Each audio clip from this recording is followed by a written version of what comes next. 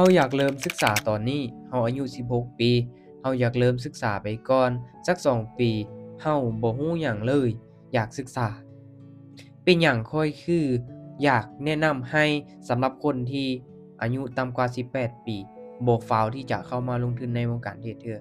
คลิปก่อนหน้านี้มียอดวิวค่อนข้างที่จะสูงเลยเนาะคนก็เข้ามาคอมเมนต์หลายเพราะมื้อนี้ข้อยจะมาบอกสาเหตุที่นักเทรด 90% ที่เข้ามาเทรดนี้ขาดทุน 90% นี่เสียเงินไป ถ้าผู้ที่มีอายุ16ปีหรือว่า17 15 14อิหยังลงไป ต้องฟังคลิปนี้ดีๆเนาะสำคัญหลายเนาะสำคัญหลาย สาเหตุข้อที่1เนาะ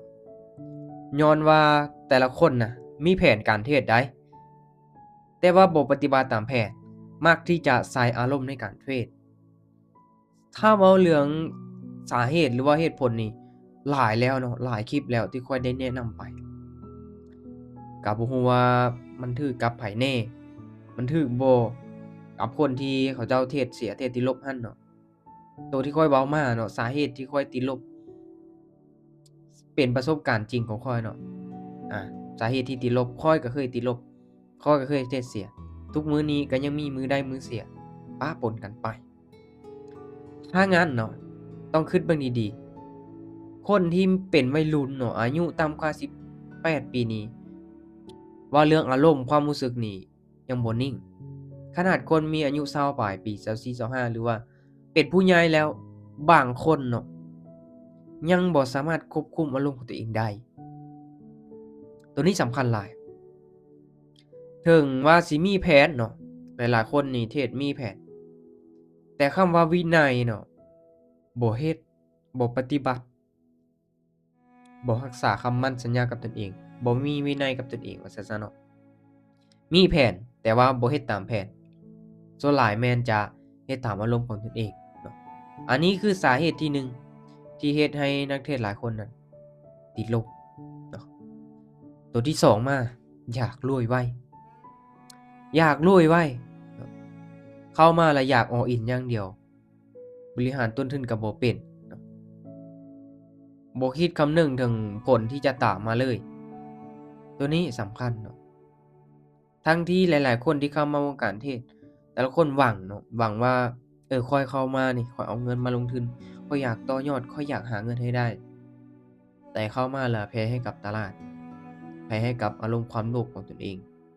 อยากรวยไวคิดว่ามันง่ายอยาก all in ใส่เฮ็ดให้เทศเสียเฮ็ดให้ติดลบไปอันนี้ก็น่าเป็นห่วงหลายข้อยเองก็เห็นเนาะทีมงานของข้อยพยายามเตือนพยายามแนะนำอยู่เฮ็ดได้กำไรเป็นหยังคือบ่ถอนล่ะ ตัวนี้แหละสำคัญมากที่จะ all in อย่าเฮ็ดเด็ดขาดทุกคนเนาะถ้างั้นก็ต้องคำนึงเนาะถึงถ้าเรา all in ไปเนาะแม่นเนาะมันได้เพียงแต่1นาที2-3นาทีแล้วกำไรแบบก้อนใหญ่เลยถ้ามันเสียเด้เนาะตัวนี้แหละน่าเป็นห่วงและสาเหตุตัวที่3มาบริหารเงินบ่เป็นบริหารความเสี่ยงของตัวเองบ่เป็นเนาะ คือหลักๆว่าเรื่องการบริหารเงินบริหารต้นทุนถ้าเราหาเงินได้เท่าใดบ่ว่าจะเป็นเงินเดือนเงินรายมื้อเราต้องแบ่งเราต้องจัดสรรเงินของเราดีๆอย่าเอามาทุ่มกับการเทรดการลงทุนเบิดเนาะตัวนี้สำคัญหลายเด้อให้แบ่งเงินเนาะเงินจำเป็นเงินซื้อข้าวกินเงินค่าค่าน้ำค่าไฟค่าอินเทอร์เน็ตอิหยังต่างๆเราแบ่งเนาะจัก50%และแบ่งเก็บออมแหน่เนาะแบ่งใช้จ่ายจำเป็นแหน่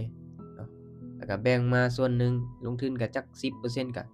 น่าจะโอเคเนาะตัวนี้เป็นสิ่งที่ข้อยอยากแนะนำเด้อและข้อสุดท้ายขาดการศึกษาเฮ็ดรู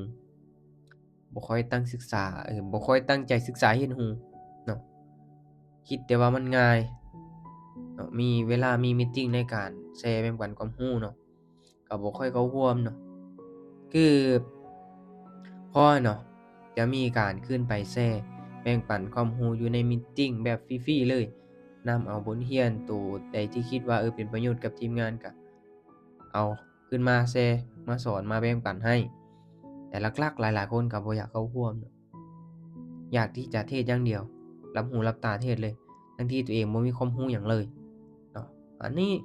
เป็นไปได้ยากเนาะบ่ว่าจะเฮ็ดอิหยังก็ตามบ่ว่าจะเฮ็ดธุรกิจอิหยังก็อย่าถ้าเจ้าบ่เป็นคนที่ดุมั่นขยันศึกษาเรียนรู้พัฒนาตนเองอย่าคิดว่าสิไปรอดเนาะตัวนี้สำคัญหลายก็ลองคิดเบิ่งเนาะ4-5ข้อที่ข้อยได้เว้ามาว่ามีข้อใดแด่ที่ถูกกับแต่ละคนเนาะลองคอมเมนต์กันมาเบิ่งข้อยก็อยากอ่านคอมเมนต์หรือว่าทุกคนมีตัวใดอยากถามเนาะก็ถามมาได้เดี๋ยวค่อยมาตอบคอมเมนต์ให้เนาะเป็นจั่งใดก็ลองคอมเมนต์กันมาเบิ่งเนาะติดลบเท่าใดขาดทุนเท่าใดหรือว่าเทรดจั่งใดให้มีกำไรเนาะแต่ละประเด็นเฮายกขึ้นมาเว้าโอ้ร่วมกันได้เนาะเฮ็ดมาแชร์ให้กันเพื่อเป็นบทเรียนเด้เนาะคนที่เขาเจ้าเริ่มศึกษาเด้ควรที่จะเฮ็ดแบบใดแบบใดเนาะคนที่ติดลบเด้หาวิธีแก้จั่งใดเนาะตัวนี้เราต้องได้ปรับหลายๆอย่างเนาะว่าเรื่องแนวความคิดอิหยังต่างๆเนาะบางคนนี่ผิดตั้งแต่คิดแล้วเนาะคิดผิดตั้งแต่เริ่มต้น เพราะว่าหยังอยากรวยไวเนี่ยแหละมันสำคัญและคือเว้าเนาะคนที่เข้ามาเทศนี่90%จะเสียเงินจะขาดทุนย้อนสาเหตุตัวนี้หลักๆนะที่จริงอาจจะมีหลายกว่านี้หลายๆปัจจัยแต่รวมๆที่ข้อยคิดว่ามันน่าจะมีประมาณนี้ก่อนเนาะสำหรับหัวข้อใหญ่ๆที่ว่าเฮ็ดให้หลายๆคนนั้นติดลบขาดทุนไปเนาะตัวนี้สำคัญหลายเด้อทุกคนเด้อสำหรับไผที่อยากเริ่มเข้ามาศึกษาเนาะ ข้อยก็แนะนำเนาะอายุ18ปีขึ้นไปเท่านั้นถ้าอายุต่ำกว่านี้ข้อยอยากให้ตั้งใจศึกษาอายุ14-15ปีก็มีหลายเนาะที่ทักไปสอบถามข้อยแต่ข้อยแนะนำให้ตั้งใจเรียนก่อนเนาะศึกษาพัฒนาตนเองให้เรียนจบก่อนให้หาเงินได้ก่อนเนาะอายุ18ปีขึ้นไปเนาะผ่านเกณฑ์แล้วเนาะที่จะเป็นนักลงทุนแหน่ตัวนี้นี่จั่งค่อยเริ่มเข้ามาศึกษาลงทุนเนาะ เพราะว่ามันต้องได้ใช้วุฒิภาวะเนาะหรือว่าวิธีการควบคุมอารมณ์ของตัวเองถ้าอายุต่ำกว่า18นี่ยากยากหลายเด้อดังนั้นก็บ่ฟ้าวที่จะเข้ามาร่วมศึกษาในตอนนี้เทื่อเนาะเรื่องการเทรดได้โอเคทุกคนเนาะก็แน่นอนเนาะทุกๆการลงทุนมีความเสี่ยงให้ทุกคนศึกษาหาความรู้ดีๆก่อนที่ว่าจะตัดสินใจเข้ามาลงทุนสำหรับทุกคลิปที่ก้อยได้แชร์ลงไปบ่ได้เป็นแนวทางในการแนะนำหรือว่าชักชวนให้ทุกคนเข้ามาลงทุนเข้ามาเทรดตามแต่อย่างใด เป็นเพียงการแชร์แบ่งปันความรู้สำหรับคนที่กำลังเทรดอยู่เนาะคนที่สนใจทางด้านนี้แท้ๆเนาะย้ำว่ามันมีความเสี่ยงสูงเนาะดังนั้นให้ศึกษาดีๆนำเงินเย็นไปลงทุนเนาะให้เรามีความรู้แท้ๆเราจึงเอาเงินไปลงทุนเด้อทุกคนเด้อ